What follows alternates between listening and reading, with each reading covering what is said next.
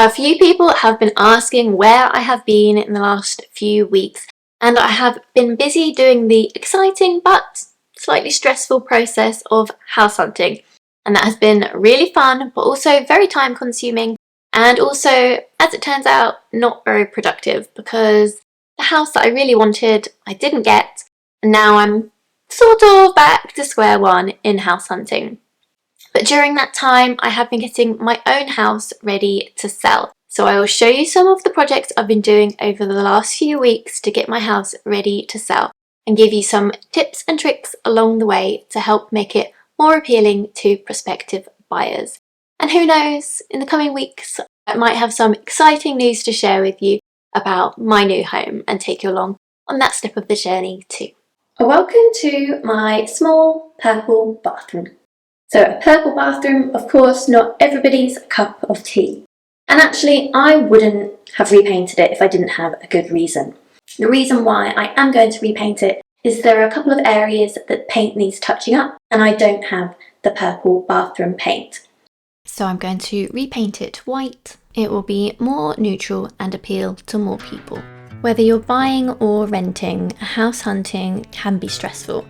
So you want to minimise the stress as much as possible. If you're trying to sell your house, have a look around from a buyer's perspective.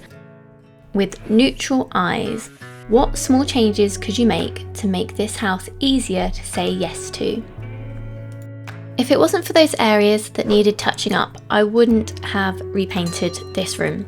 I don't think it would put too many people off. It's not a huge project. And most people go into house buying with the idea that they will at least redecorate a little bit. The important reason for redoing this bathroom was not the colour, it was that the paint needed some touching up. And if I had that purple paint still, I would have just used it. This refresh was about making the bathroom look in great condition, so touching up those spots where the paint had come off.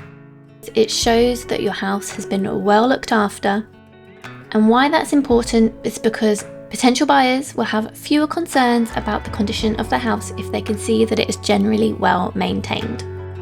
So as I was already wanting to make those few changes to bring the finish back to a really nice standard, it made sense to also do it with a neutral colour that would appeal to more people.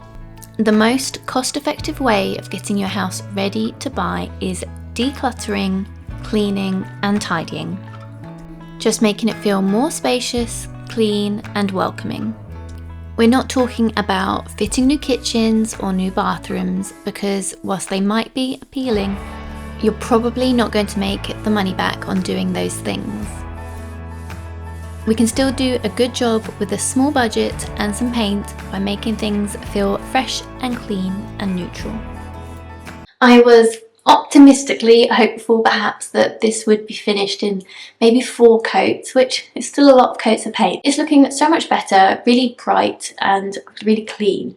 But yeah, I think one more coat is not going to be the one, so we're getting there.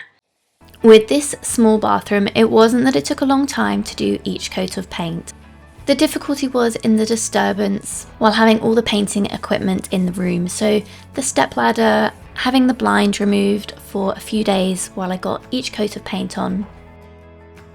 I think it's a great upgrade. It will be much more appealing at a glance to buyers, and for a few days inconvenience and the price of a can of paint, it was well worth it. And here is my white bathroom, so looking a lot fresher and cleaner. These quick fixes give you a better chance of getting your asking price because then buyers aren't necessarily factoring in the things they have to change and taking that off what they want to offer. In mission Take the Personality Out of My Home, it's time to say goodbye to these purple mountains. I was so excited when I got my first home to be a bit creative and paint something fun on the wall. So it's time to go back to a blank canvas so that it'll be more appealing to a potential buyer. You're going to think I staged this next scene. I did not. This is how I found my desk that needed moving out. With a small space like this is a spare bedroom doubled as a small office space with a desk. It's helpful to show to potential buyers the versatility of a space. If they need a bedroom, perfect, you can fit a bed in here. If they need a space to work from home, then they could also use it for that. Am I mortified to show you the state of under this bed? Well, a little bit, but I also love watching the before and afters of messy spaces, so perhaps you do too.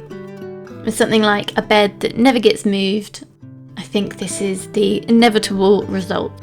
You can see that I painted the skirting boards to match the colour of the wall that it's on, and if you do this, and also the coving at the top of your wall if you have that, that makes a room feel larger by having the paint colour extend all the way to the floor and all the way to the ceiling. And whether you'll be leaving the paint cans for future buyers if they want to do touch-ups, or even just to tell them what the current paint colours are if they want to buy new supplies for themselves.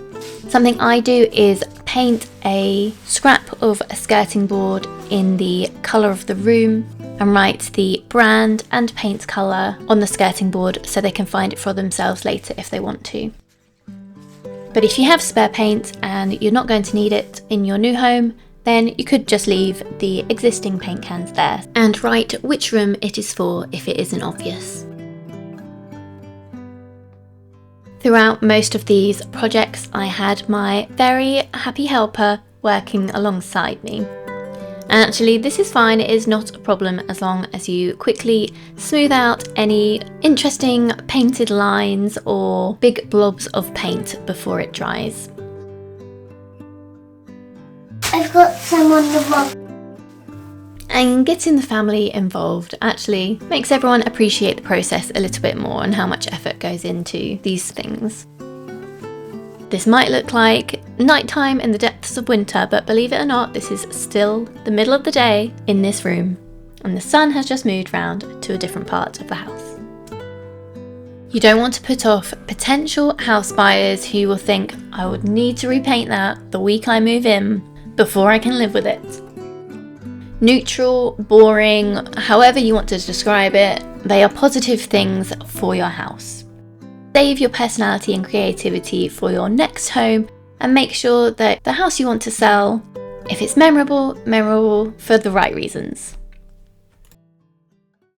So after 3 coats, we've done it. We're back to grey. It's a sad day, but it's got to be done. These paint inlays, which make my stairs just a little bit more interesting, are gonna go. We're gonna make the stairs boring too. This is a very small example of what I would love to do to my stairs in the future. Those staircases that either have rainbow stairs or stairs that are decorated like book covers. They are so pretty and so much fun. I don't believe that you have to have a serious house. I think you should inject some personality into it, but it also has to appeal to everybody in your home. But you never know, one day I might have a set of stairs leading up to a shed or something that I can decorate in the most fun way, and I'm looking forward to that. If you're asking the question, Rachel, why do you have a random hole in the middle of your kitchen wall? That's a very good question, and I actually am not even sure why there is a hole there. It has been covered up for a long time, but of course anyone moving into this house would see that straight away. And this is a quick fix as well. One of the things you really do need to do is to fix anything that is broken. Other things you should think about fixing if you can are broken plug sockets, light switches, taps. If it's within your skills, then try and fix it. I could have cut out this rectangle by hand, however, I had my laser cutter ready to go and it was much more fun playing with that than getting a saw out. I simply sanded off at the edges so that it would fit this very strange shaped rectangle. Checked that the size worked well, added some filler and did several coats to paint it to blend in. No one is going to be hanging out up here, but it no longer draws the eye to the random hole in the wall. If you're thinking, wow Rachel, you really needed to do those projects, the house looks much better, Great, that is exactly the goal. And who knows, fingers crossed, I might have some exciting news in the next few weeks or months about my next home, and I will bring you along with me on that journey too. Thank you so much for watching. Until next time, thanks so much. Bye.